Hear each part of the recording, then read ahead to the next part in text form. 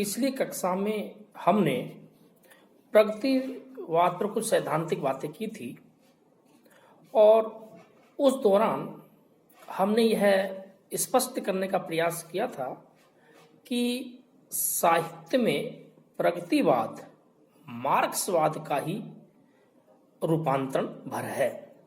उसी कड़ी में आज हम प्रगतिवाद की प्रमुख प्रवृत्तियों पर चर्चा करेंगे। प्रगतिवादी कवि मार्क्सवाद में पूर्ण निष्ठा रखते हैं, पूर्ण विश्वास रखते हैं। यही कारण है कि प्रगतिवादी कवि साम्यवाद के रूप में अपनी रचनाएं प्रस्तुत करते हैं। मार्क्स के अनुसार पूंजीवादी व्यवस्था हिंसक क्रांति के साथ समाप्त होगी, जिसके परिणाम स्वरूप पहले समाजवादी तथा अंततः साम्यवादी व्यवस्था आएगी, जिसमें कोई शोषक और शोषित नहीं होगा। ये कवि सोवियत संघ में क्रांति का परचम फैलाने वाली मजदूर सेना को आदर के भाव से देखते हैं। जैसा कि मुक्तिबोध लिखते हैं, लाल क्रांति की लड़ने वाली मजदूर सेना आम, उनको उनके स्त्री पुरुषों को मेरा लाल सलाम। दूसरी प्रमुख प्रवृत्ति है समाजवादी यथार्थवाद। प्रगतिवादी कवि यथार्थवाद में विश्वास रखते हैं, आदर्शवाद या अध्यात्मवाद में नहीं।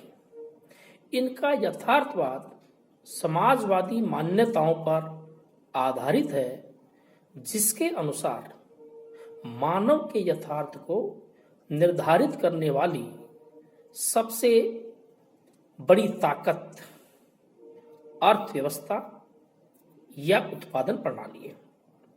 मार्क्स ने कहा भी है कि सारा चिंतन, सारी संस्कृति पेट भरने के बाद ही अस्तित्व में आती है। यही भाव व्यक्त करते हुए कवि नागार्जुन लिखते हैं, दाने आए घर के अंदर कई दिनों के बाद, चमक उठी घर भर की आंखें कई दिनों के बाद। ये कवि पूंजीवादी व्यवस्था से घृणा रखते हैं, क्योंकि इनके साहित्य के आक्रोश का जो केंद्र है वह है पूंजीवादी व्यवस्था व पूंजीपति वर्ग। मार्क्स के अनुसार पूंजीपतियों द्वारा स्थापित उद्योगों में उत्पादन का कार्य मजदूर करते हैं, किंतु उससे पैदा होने वाले मुनाफे को पूंजीपति हड़प लेते थे। इस अधिशेष मूल्य को हस्तगत करके वे मजदूर का शोषण करते हैं। इसलिए प्रगतिवादी कवि पूंजीवाद के प्रति विरोध का भाव रखते हैं। जैसा कि कवि मुक्तिबोध लिखते हैं, तू है मरण, तू है रिक्त, तू है व्यर्थ, तेरा ध्वंस केवल तेरा अर्थ। इतना ही नहीं, ये कवि शोषितों के प्रति सहानुभूति और आस्था भी रखते हैं। प्रगतिवादी कविता में शोषण व अन्याय की चक्की में पिसते हुए मजदूर एवं किसान वर्ग के प्रति करुणा व आस्था का भाव दिखाई देता है। इन कवियों को गहरा विश्वास है कि मजदूर व किसान वर्ग के वंचित लोग ही अंततः समाज की नियति बदलने की ताकत रखते हैं।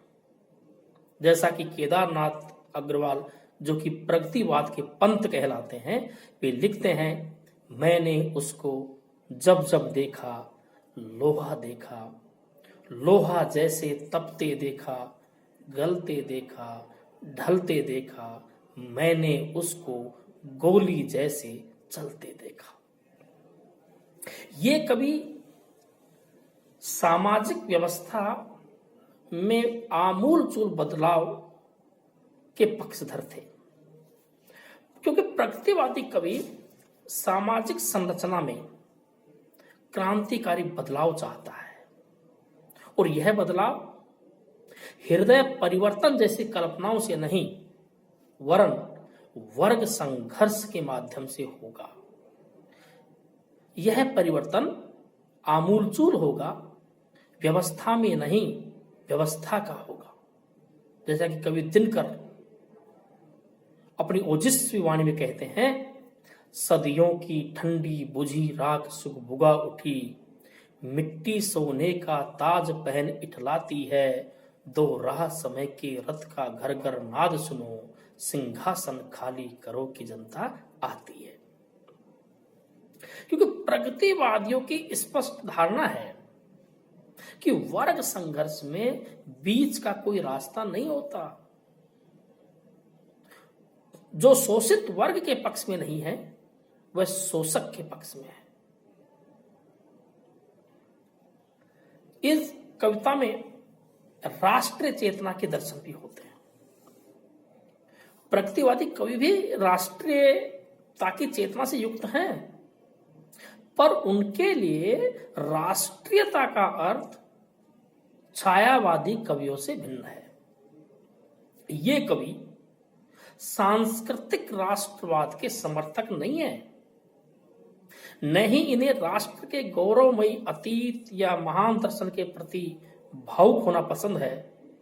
ये कवि राष्ट्र का महत्व राष्ट्र के वंचित नागरिकों के आधार पर तय करते हैं।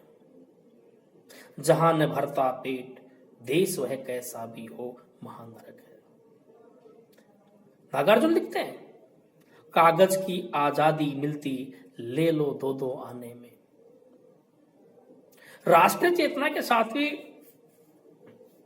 ये कवि अन्य कवियों की तरह राजनीतिक चेतना से दूर नहीं भागते, बल्कि राजनीति को यथार्थ की पहचान का प्रतीक और यथार्थ में बदलने की सबसे बड़ी महत्वपूर्ण शक्ति के रूप में देखते हैं। नागार्जुन तो लिखते भी हैं, खादी ने मलमल से चुपचाप साठ गांठ कर डाली है, बिड़ला टाटा डालमिया की 30 दिन दिवाली है। यहां हम प्रणय चित्रण के परिप्रेक्ष्य में देखें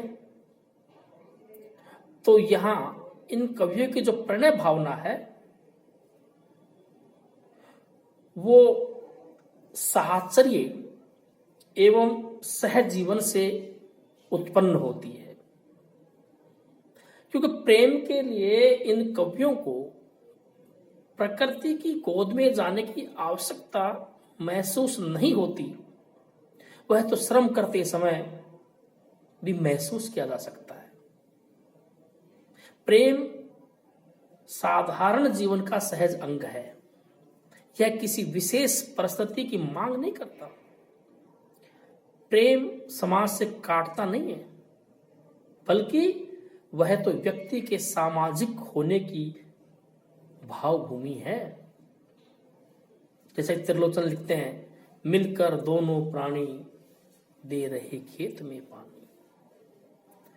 जहां तक शिल्प पक्ष की बात है, प्रगतिवादी कवि आम फहम भाषा का प्रयोग करते हैं जो जन जीवन से सीधे जुड़ी हुई हो, क्योंकि प्रगतिवादी आंदोलन मूलतः कथ्य का आंदोलन था, शिल्प का नहीं। यही वजह है कि प्रगतिवादी कविता शिल्प की चमक दमक से लदी हुई नहीं, बल्कि आम आदमी के जन जीवन से, की रोजमर्रा की जिंदगी से जुड़ी हुई है। प्रगतिवादी काव्य में प्रबंधात्मकता का अभाव है, क्योंकि यह कविता संघर्ष की कविता है। ऐसी कविता में प्रबंध के अनुशासन की उपस्थिति संभव नहीं है। इन्होंने प्रतीकों का प्रयोग खूब किया है, क्योंकि ये जो कवि हैं ये किसी भी बात को साफ साफ कहने के पक्षधर हैं। इन्हें सामान्यतः प्रतीकों का मोह नहीं है, क्योंकि प्रतीक बात को छिपाते हैं। कहीं कहीं कुछ प्रतीकों के प्रयोग से इन्होंने वर्ग संघर्ष की चेतना को भी व्यक्त किया है। जैसे अबे सुन बे गुलाब, भूल मत जो पाई खुशबू रंगो आप, खून चूसा खाद का तूने ऐसिस्ट, डाल पर इतराता है कैपिटिस्ट।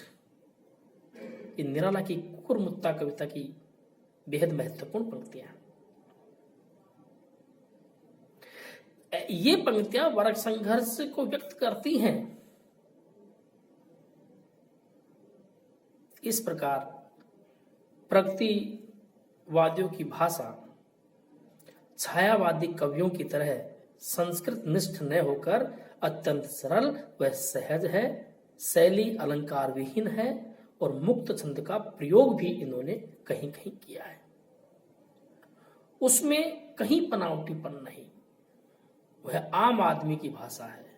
जैसा कि पंत जी ने लिखा है कि तुम वहन कर सको जन मन में मेरे विचार, वाणी मेरी चाहिए क्या तुम्हें अलंकार। इस प्रकार प्रगतिवादी कविता आम जीवन से जुड़ी हुई कविता स्वतः सिद्ध हो जाती है।